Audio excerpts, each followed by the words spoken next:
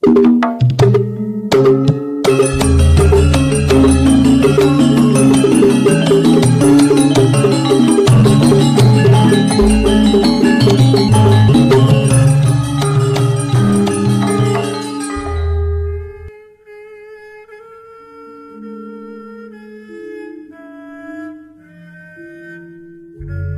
Ibu, para kadang kinasih, simbah-simbah lan adik-adik, para rama, suster, bruder, berkah dalem Gusti. Sugeng rawuh wonten ing PDSK channel menika. Kados pundi kabar panjenengan? Mugi-mugi bagas kasarasan kesehatan kawilujengan tansah mengko kula panjenengan sami anggenipun kelampahi gesang ing dinten menika. Lan mugi-mugi lumantar panglimbang basa Jawi waosan Injil kula panjenengan sansaya saged nggayuh iman kapitadosan ingkang leres lan mantep.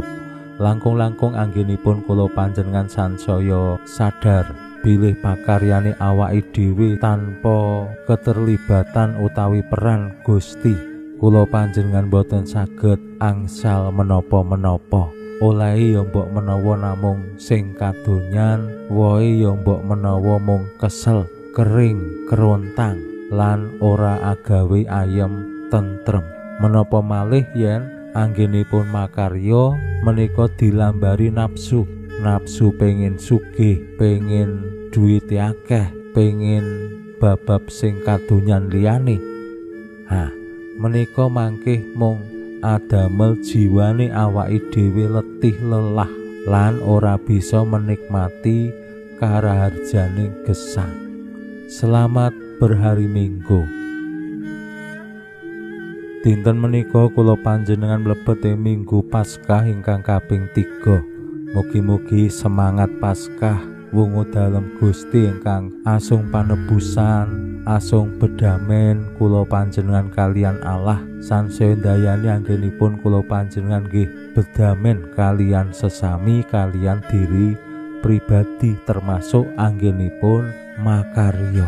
Ampun ngantos awake dhewe le makarya menika namung kangge mburu nafsu, mburu pepinginane dhewe ning tanpa mulyakake asma dalem Gusti.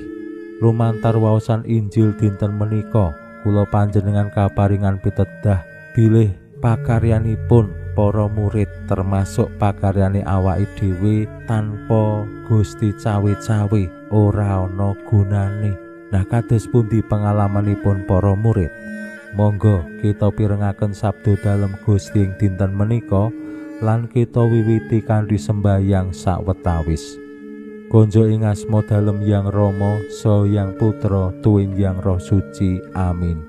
Suawi sami munjuk Gusti Yesus, sabda dalem Yang Rama ingkang sampun manjalma, mugi karsa ngandika dhateng kawula wonten ing asepen ing telenging manah kawula, kabikao kegiatan lan panglipur ingkang manjing ing sabda dalem kapenuwana kawula mawi ing kawicaksanan dalem. Mugi-mugi srana anggen kawula maos lan mirengaken sabda dalem kawula sansaya nunggil ing sampeyan dalem. Amin. Waosan Injil kapetik saking Injil Yohanes bab 21 ayat 1 ngantos dumugi 19.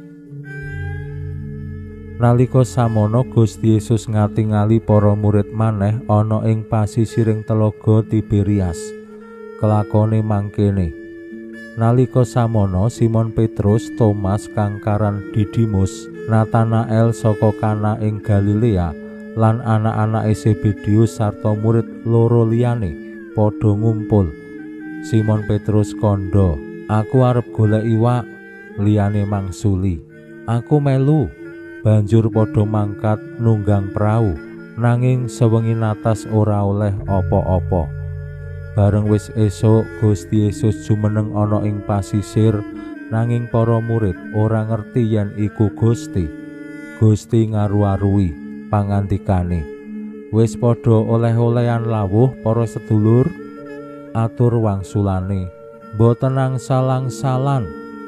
Gusti ngandika maneh, "Coba jalamu tibakno ing sisih tengening prau, mengko ra oleh." Jala ditibakake lan oleh iwak akeh banget nganti ora kuat narik. Murid kang kinasih Gusti banjur kandha marang Petrus, "Kae rak Gusti." Krungu tembung "kae rak Gusti", Simon Petrus sing prasasat ngliga nuli nganggo sandangan lan nyemplung ing banyu. Murid-murid liyane nututi nganggo prau karo narik jalane awit wis ora adoh saka pasisir mung kari watara 100 meter. Tekaning pasisir padha weruh iwak lan roti digarang ing mawa. Gusti Yesus ngandika, "Njupuka iwak oleh-olehane mau sawetara." Simon Petrus terus munggah prau lan narik jalane menyang daratan. Kebak iwak gedhe-gedhe 153 cacahe. Ewadene jalane ora bedah. Gusti Yesus banjur ngandika, "Ayo padha sarapan." Para murid ora ana sing wani nyuwun priksa panjenengan menika sinten, awit wis padha ngerti yen Gusti Yesus nyelak lan mundhut roti diparingake para murid, samono uga iwake. Mangkono Gusti Yesus anggene ngatingali para murid sing kaping telune sawise wungu saka seda. Sarampunge sarapan, Gusti Yesus ndangu Simon Petrus, "Simon, anake Yohanes, apa kowe tresna marang aku ngungkuli liya-liyane kae?" Simon Petrus matur, "Injih Gusti, Gusti priksa kula tresna ing Gusti." Gusti Yesus ngandika, "Engonen cempe-cempeku." Gusti ndangu sing kaping pindhone, "Simon, anake Yohanes, apa kowe tresna marang aku?" Atur wangsulane Petrus, "Injih Gusti, Gusti priksa kula tresna ing Gusti." Gusti Yesus ngandika maneh, "Engonen wedhus-wedhusku."